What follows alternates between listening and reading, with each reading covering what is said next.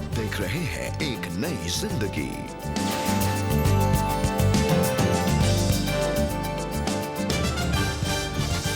Good morning दर्शकों, welcome to एक नई जिंदगी। गुड मॉर्निंग दोस्तों एंड वेलकम टू एक नई जिंदगी। और नए साल के पहले महीने के आखिर में दोस्तों हम आ गए हैं।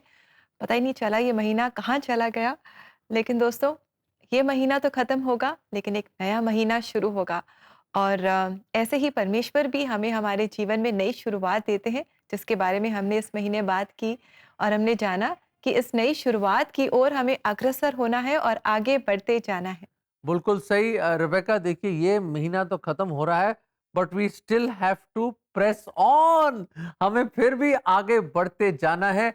साल हमारे सामने है और हमें आगे आगे आगे बढ़ना है। एंड उसके लिए हमें बड़ी मुशक्कत करके we need to press on, और पीछे मुड़ के नहीं देखना, हमें आगे बढ़ते चले जाना है। जी दोस्तों, इसलिए आज एक नई जिंदगी प्रोग्राम में हम बात कर रहे हैं कि हमारी राह में मुश्किलें आएंगी, संघर्ष आएंगे, लेकिन इनके बावजूद हमें धैर्य रखना है और आगे बढ़ते जाना है। बिल्कुल सही कहा आपने।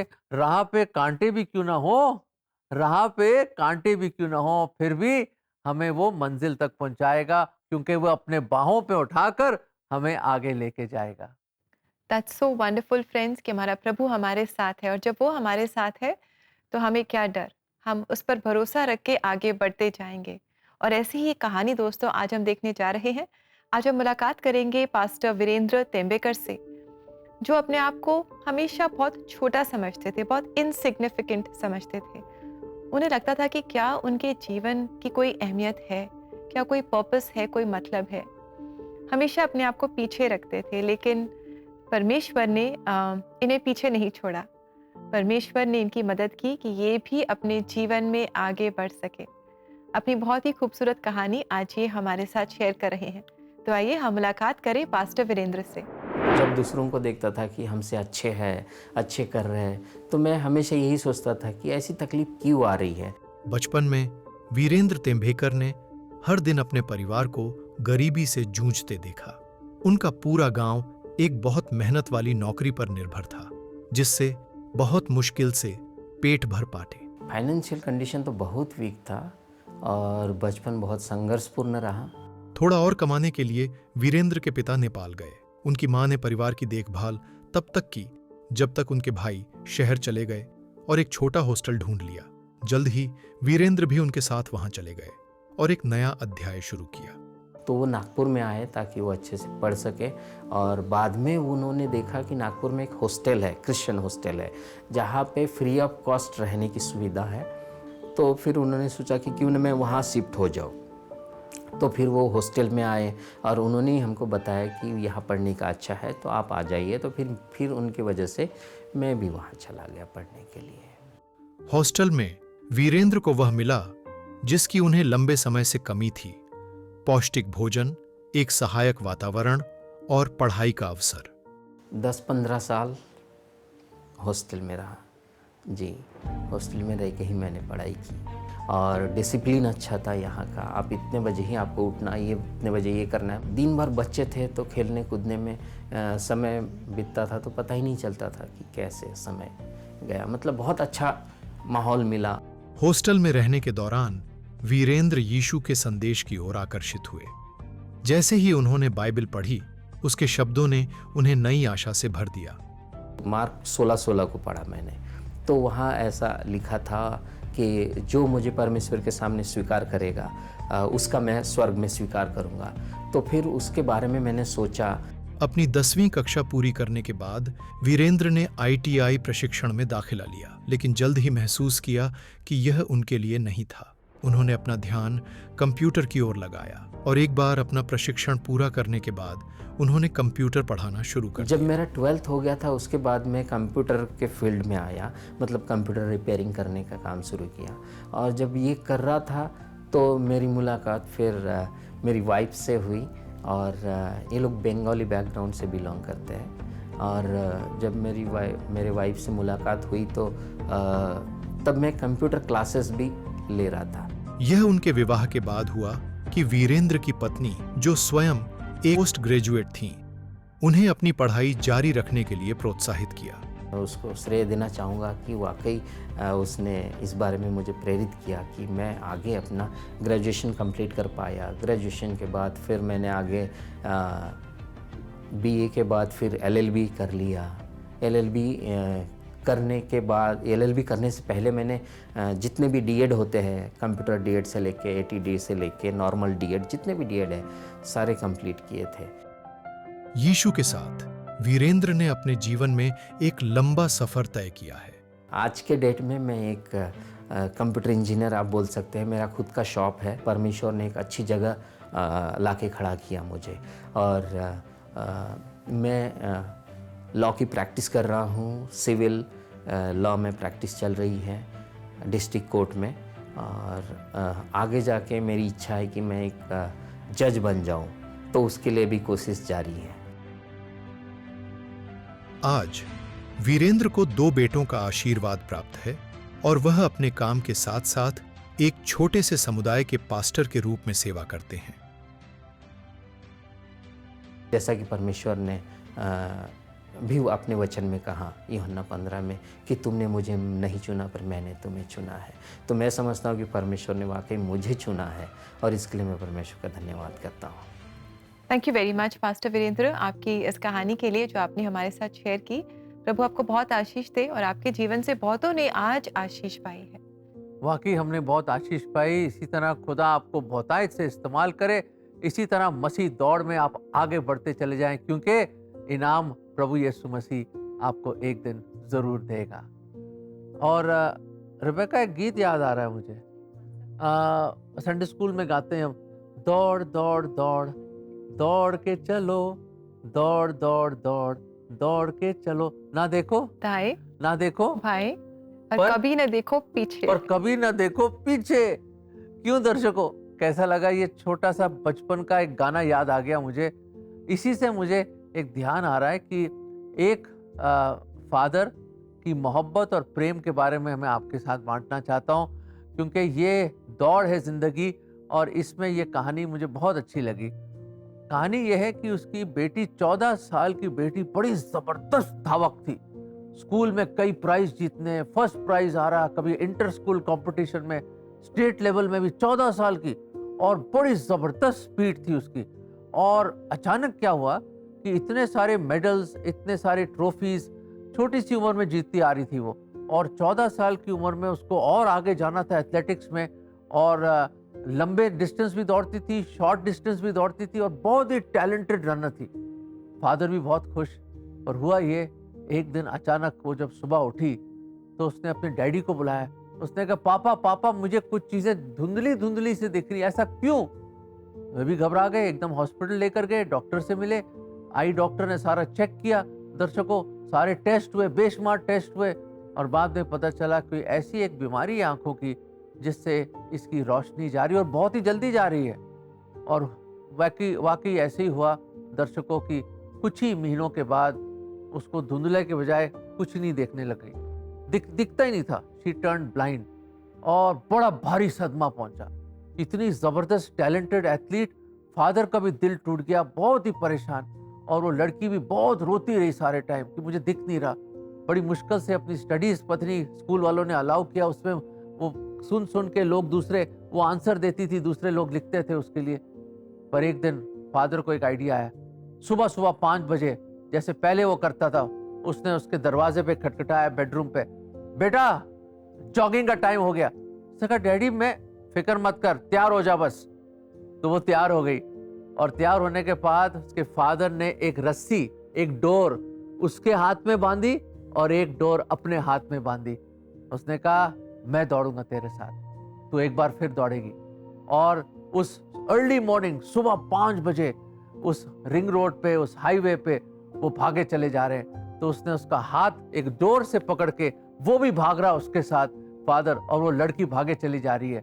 ये जो सीन, ये समा जो बंदा उस अर्ली मॉर्निंग, मैं आपको बताना चाहता हूँ कि वो लड़की फिर से दौड़ने लगी, ट्रेनिंग करी उसने, और उसके बाद उसने कई इनाम जीते। मैं क्या कहना चाहता हूँ दोस्तों, हो सकता है कि साल तो शुरू हो के पहला महीना भी खत्म होने वाला है, अभी भी सामने धुंधला सा दिख रहा है। अरे आगे वाले महीनों में क्या होगा, ये साल क्या लेकर आएगा, पर मैं एक चीज बताना चाहता हूं, मायूस मत होइए। ये दौड़ आप पूरी करेंगे, कुछ भी आ जाए आपकी जिंदगी में, कोई भी प्रॉब्लम आ जाए, कोई भी पहाड़ टूट जाए, क्योंकि आपका स्वर्गीय पिता, our heavenly father, he is running with you, और वो डोर उसकी मोहब्बत की आपको थामे रखेगी आखिरी तक। और याद रखें, जीवन के अंत तक वो हमारे साथ बने रहेगा, और वो हमारे साथ भाग रहा है, वो आपको कभी नहीं छोड़ेगा दोस्तों। और आप भी कैसे छोड़ेंगे, बांधा हुआ ना उसने आपको। और ये वचन पौलुस का एक ग्रेट स्टेटमेंट वचन हम आपको देना चाहते हैं। दूसरा तीमुथियुस 4:7, मैं अच्छी कुश्ती लड़ चुका हूं, मैंने अपनी दौड़ पूरी कर ली है, मैंने विश्वास की रखवाली की है। दोस्तों, पौलुस जब इससे पहले कि उसका सर कलम हो, उस जेल खाने में, उस काल कोठरी में, वो यूं लिख रहा है तीमुथियुस से, और उसकी लास्ट लेटर लिख रहा है और कहता है, मैंने अपनी दौड़ पूरी कर दी है, विश्वास को थामे रहा हूं, और जो परमेश्वर ने मुझे कार्य दिया था मिनिस्ट्री का, मैंने पूरा किया। बड़ा स्टेटमेंट, क्या बात है ये, कि जिंदगी के बिल्कुल एंड तक वो ये कह सका कि मैंने अपनी दौड़ अच्छी दौड़ी है। दोस्तों, ये जीवन की दौड़ आप कैसे दौड़ रहे हैं? क्या अकेले कोशिश कर रहे हैं? लोग कहते हैं, if you run alone it is a race, but if you run with God it is called grace. जी लग जाता है उसमें, गॉड का जी ग्रेस बन जाता है। दोस्त, उसके अनुग्रह से ही हम आगे बढ़ सकते हैं। जैसे उस फादर ने उस लड़की का हाथ पकड़ के वो दौड़ा उसके साथ, आज आप भी खुदा का हाथ विश्वास से पकड़ लो और बोलो, खुदावन आप ही मुझे लेकर जाइए, और ये दौड़ अच्छी तरह विश्वास योग्यता से और बड़ी दिलजोई से खुदा से मोहब्बत करते हुए ये दौड़ आप पूरी करना। और मेरी भी ये प्रार्थना है कि मैं भी अपनी दौड़ अच्छी तरह पूरी कर सकूं। तो आइए दोस्तों, हम मिलकर प्रार्थना करें ताकि हम सब अपनी अपनी दौड़ पूरी कर सकें और हम आगे बढ़ते जाएं, पीछे मुड़कर ना देखें। और इस दौड़ के लिए जो हमें अनुग्रह चाहिए, आइए हम परमेश्वर से मांगे। तो आप प्रार्थना सहायता के लिए ज़रूर CBN प्रेयर लाइन में हमसे संपर्क करें। हमारा नंबर है 99 10 40 10 10। और इसी के साथ दोस्तों, समय है एक ब्रेक का, और ब्रेक के बाद एक और सच्ची कहानी हम आपके लिए लेकर आए हैं, और साथ ही हम प्रार्थना भी करेंगे। So stay with us, we will be right back.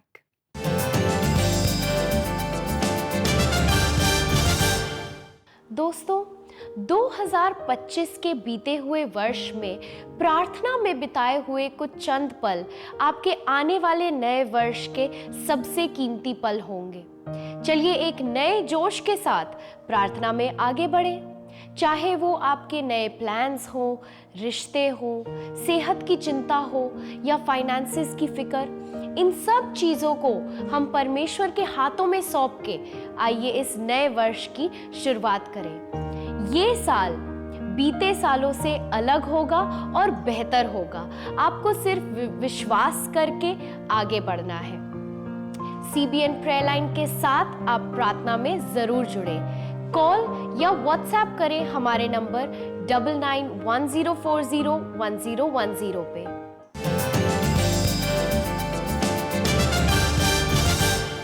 Welcome back दर्शकों, हम वापस आ गए हैं, और जैसे हमने बात करी, और आज का जो थीम है, we have to press on, हमें आगे बढ़ना है, क्योंकि ये जीवन की दौड़ को हमें बड़ी खूबसूरती से पूरी करनी है।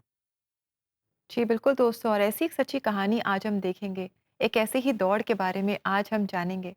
आइए हम मुलाकात करें अनु रंगा राव से, जो आज अपनी कहानी हमारे साथ बांट रही हैं। ये अपने आप को बहुत ही अकेला महसूस करती थी, रहती बहुत बड़े परिवार में थी, पर बहुत ही अकेली थी। और इसी समय उन्होंने बहुत बड़े संघर्ष का अपने जीवन में सामना किया, जिसने इन्हें पूरी तरह से तोड़ दिया। लेकिन आज ये हमें बता रही हैं कि कैसे ये अपने जीवन में आगे बढ़ पाएं।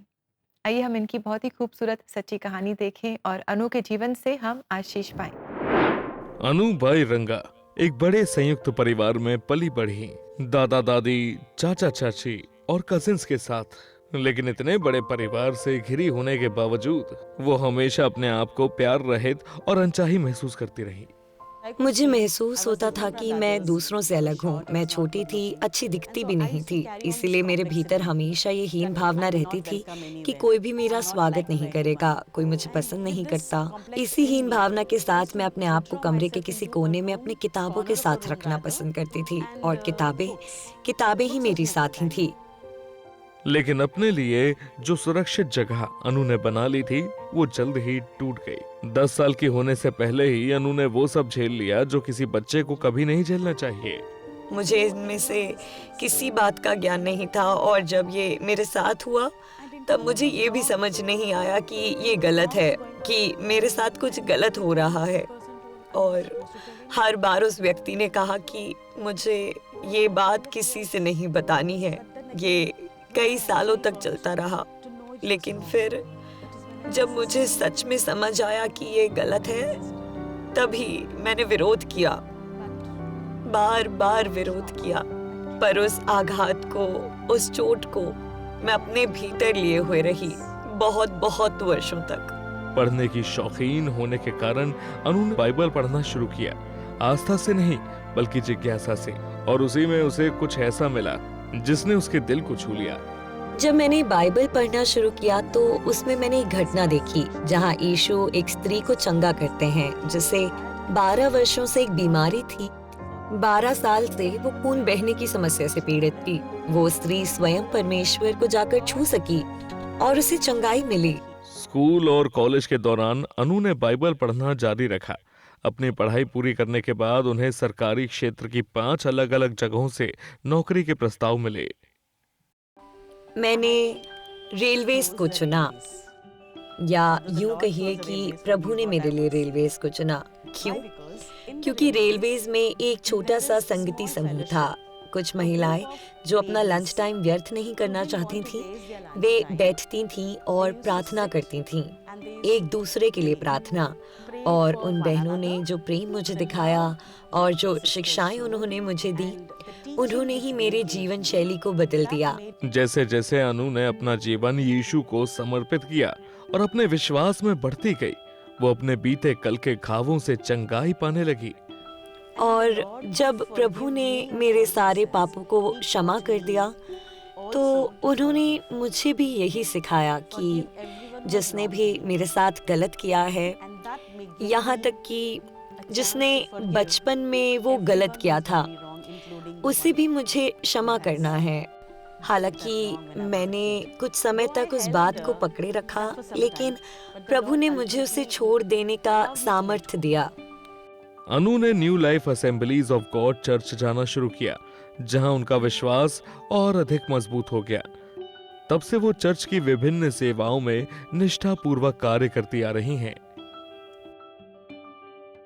काम के क्षेत्र में भी अनु ने सफलता प्राप्त की है और आज भारतीय रेल में एक गजेटेड अधिकारी के रूप में सेवा दे रही हैं। मैं स्टेनोग्राफर के रूप में शामिल हुई थी और आज मैं पूरे विभाग के प्रिंसिपल हेड के साथ कार्य कर रही हूँ। एक पूरे विभाग की जिम्मेदारियां संभालती हूँ। बहुत सी बातों से निपटना पड़ता है और ये जो लोगों से संवाद करने की क्षमता, साहस, धैर्य, ये सब केवल प्रभु से ही मिलता है।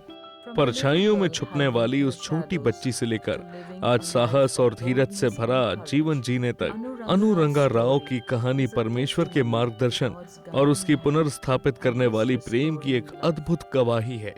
मैं अपने परिवार में भी प्रिय बन गई और जहाँ जहाँ प्रभु ने मुझे रखा, मैं वहाँ एक आशीष बनकर रही।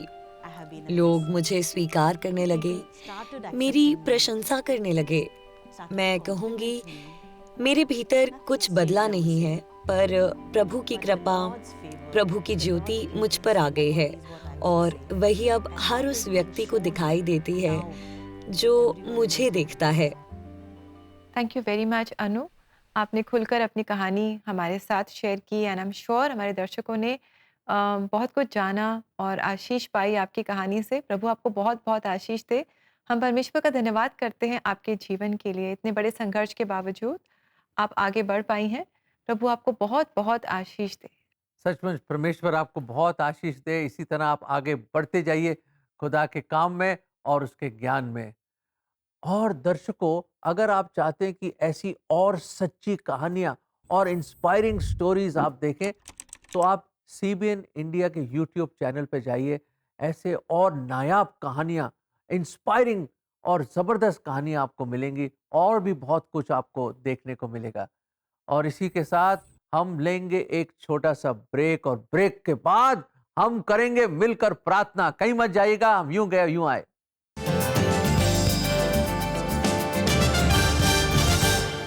इस जनवरी हर सुबह होगी और भी खास, नए चर्च कॉयर्स गीतों के साथ। नेशनल टीवी प्रीमियर, लखनऊ से सेंट पीटर्स चर्च की कॉयर,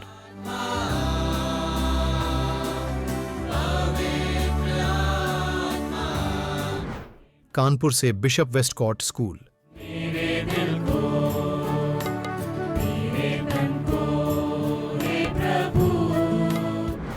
झारखंड के बरकाकाना से न्यू क्रिएशन बाइबल इंस्टीट्यूट की कॉयर,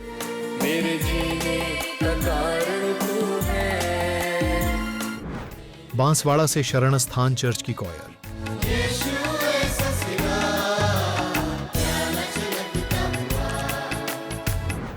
जम्मू से our Lady of a rosary Catholic church की कॉयर,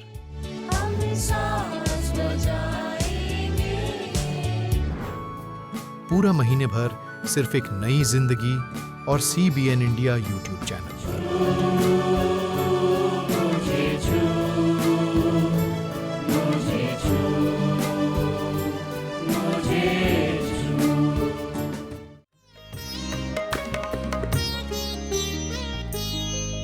यहोवा कायम रखदा है,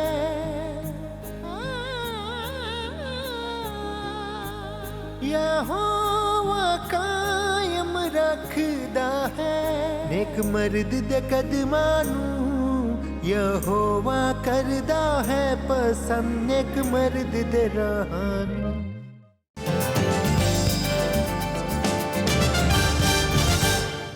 वेलकम बैक दोस्तों, आपका फिर से स्वागत है एक नई जिंदगी प्रोग्राम में। और हम बात कर रहे हैं कि कैसे हमें जो दौड़नी है उसे हमें पूरा करना है, और पूरा करने के लिए हमें आगे बढ़ते जाना है। संघर्ष आएंगे, मुश्किलें आएंगी, लेकिन इनके बावजूद हम परमेश्वर पर भरोसा रखें और धैर्य के साथ हम आगे बढ़ते चलें। बिल्कुल सही दर्शकों, और इस मोड़ पे प्रोग्राम के हम खुदा को शुक्रिया अदा करना चाहते हैं और आपके लिए भी। और ये है समय शुक्रिया शुक्रवार का।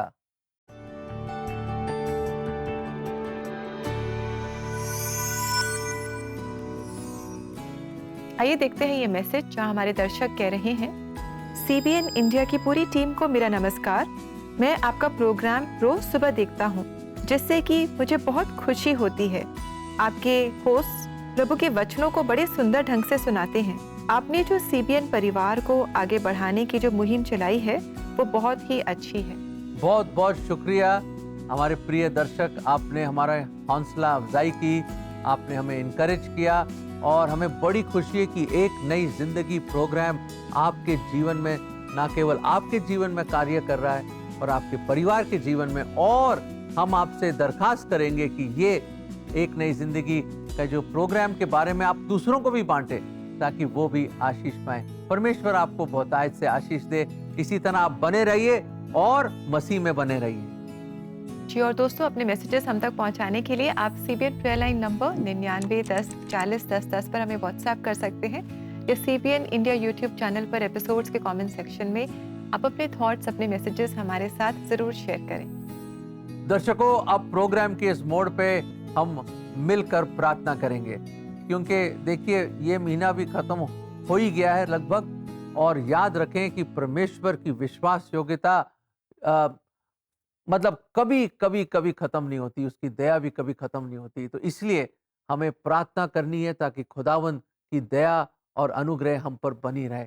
आइए मिलके प्रार्थना करते हैं कि खुदा हमारी मदद करे कि इस दौड़ को, विश्वास की दौड़ को हम बखूबी पूरी कर सकें, ताकि हमारा खुदावंद भी प्रसन्न हो हमारी दौड़ से।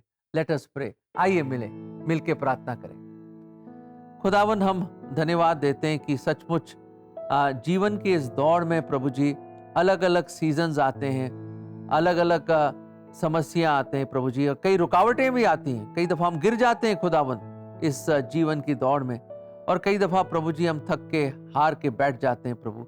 और प्रभु हम धन्यवाद देते हैं कि जैसे हमने सीखा कि आपका वचन एक बार फिर हमें चार्ज करता है, एक बार फिर हमें वो ताकत देता है जिसके लिए हम आगे बढ़ सकें। प्रभु जी हम धन्यवाद देते हैं, प्रभु जी आपका अनुग्रह हमारे लिए काफ़ी है। हम धन्यवाद देते हैं कि आपकी भलाई और करुणा हमारे पीछे पीछे रहती है प्रभु जी।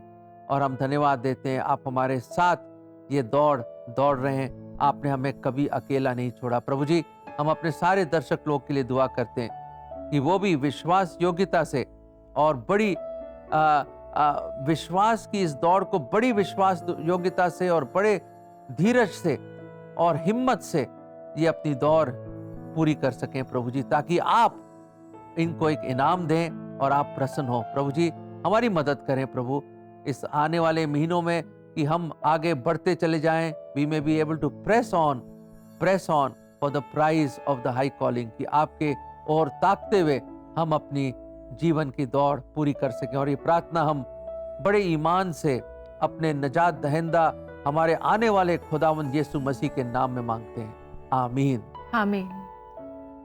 दर्शकों हमने तो प्रार्थना करी है, सचमुच ये जो दौड़ है ये एक जीवन की दौड़ है और हम खुदा की मदद के बिना हम ये दौड़ पूरी नहीं कर सकते, ना सही तरह भाग सकते हैं। तो इसलिए खुदा से हर कदम पे मदद मांगते हुए, दुआ करते हुए, उसकी ओर देखते हुए हम ये दौड़ पूरी करें। जी बिल्कुल, हमारी नज़रें प्रभु पर टिकी रहें। और आइए देखते हैं ये वचन जो हमें बताता है कि आगे दौड़ने के लिए हमें क्या करना ज़रूरी है।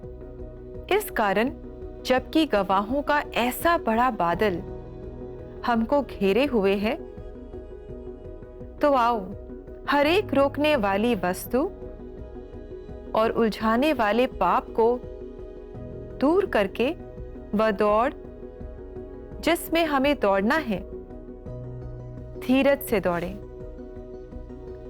इब्रानियों 12 का पहला वचन।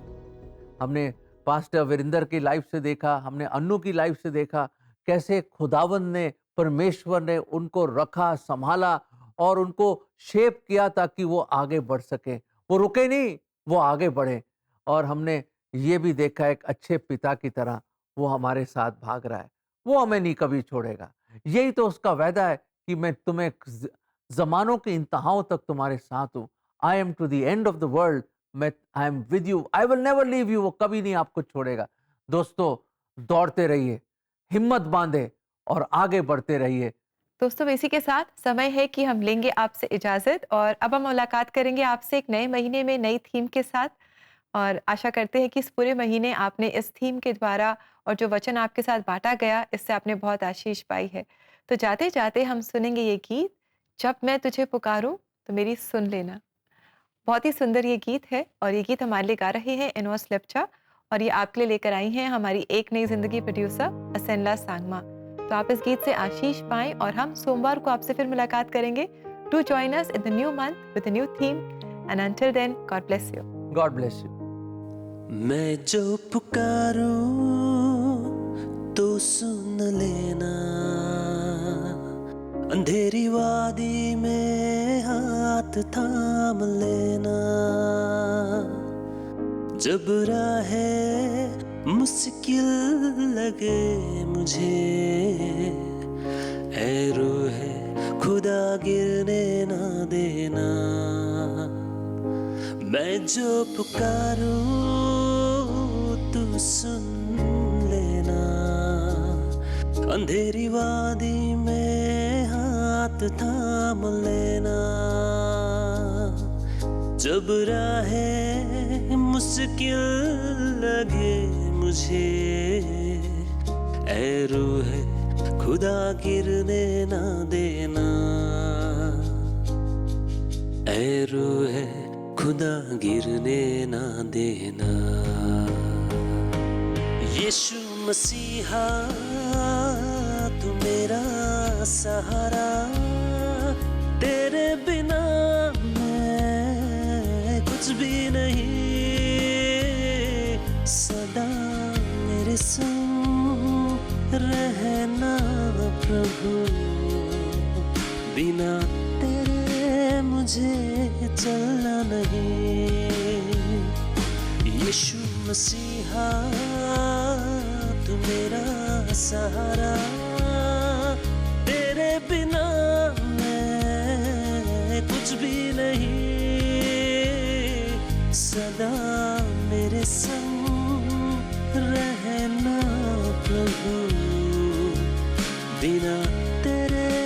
मुझे